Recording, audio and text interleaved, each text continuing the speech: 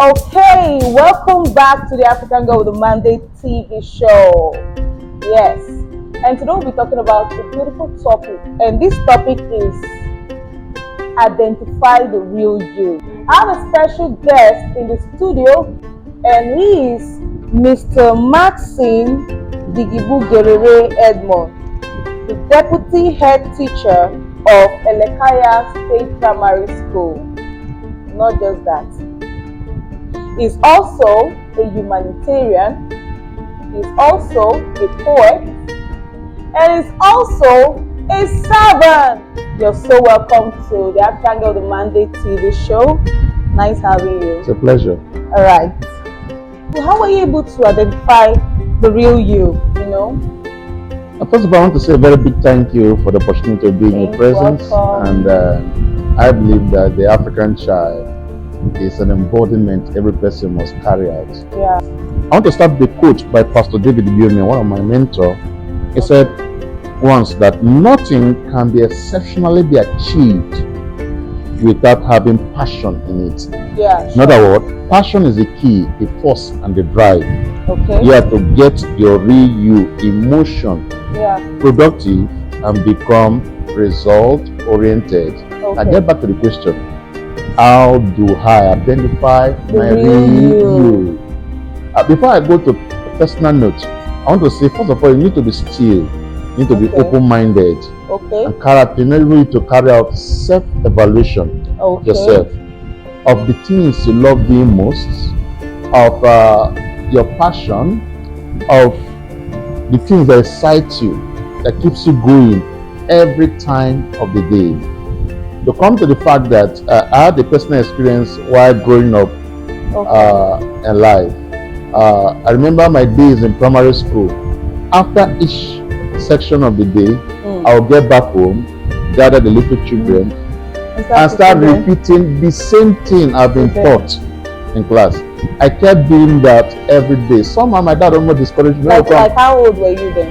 I should be in my 10, 11. Really? Yes. So I would gather them, use shock, and be just repeating the same thing. Wow. I kept doing that. And I knew that I would become a teacher at one point. Wow, yes. This is serious. But on getting to university and graduation, I later realized that teachers are not necessarily being honored or given the rightful place in the society. Wow, wow, wow.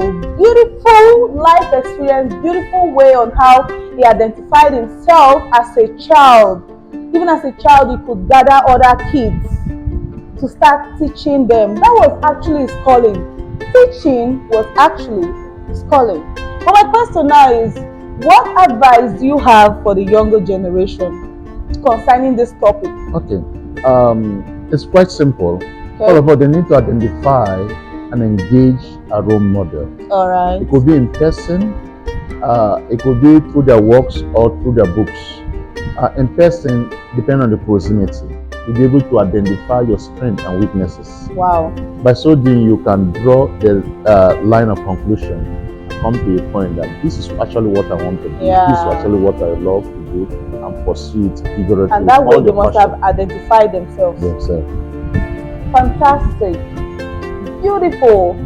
You know, you're hearing from the horse's mouth, because I like bringing in people that will tell us as it is, you know, through their experience, not just, you know, societal, them say, no. They're telling you from their own experience. So thank you so much, Mr. Maxine Edmond Digibu Gerere. Thank you for coming. It's a pleasure. We're so pleased to have you here at the African Girl Demand TV show. Nice having you. It's a pleasure. So this year we'll be wrapping it up. This year we'll be closing the curtains. And we're not just closing the curtain forever, we're closing it just for today. Yes. So if you want to get in more of our updates, please follow us on IG and Facebook. Facebook and IG is same thing. Girl Power Africa. I have to go. So let me just leave you for the time being. I still remain your ambassador, Belema. A fierce mama. That African girl